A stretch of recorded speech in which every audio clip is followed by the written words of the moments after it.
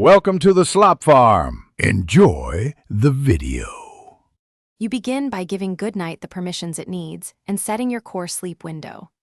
Enable Do Not Disturb and allow the app to control audio and lights. This prevents interruptions. Next, input your target sleep and wake times and pick an alarm sound you respond to. Once done, pick wind down actions, dim lights, play relaxing audio, or silence notifications, so the app can execute them automatically when your window starts. Now you refine how Goodnight behaves during the middle of the process. Choose whether sounds fade out gradually or stop instantly.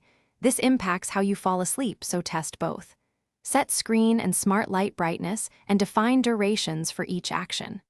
Once configured, build a sequence. For example, play a 20-minute playlist, lower lights to 10%, then enable white noise. Make sure to save the routine and test it for one night. Finish by testing a complete Goodnight cycle to confirm every step triggers correctly. Run the routine as if you're actually going to sleep and note any mismatches in timing or volume. If something doesn't run, check permissions, battery optimization, and network access. Those are common culprits.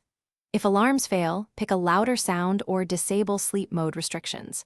And if routines misfire, reset the faulty step, reselect the device or scene, and test again. Thanks for watching. Consider subscribing if we helped you today.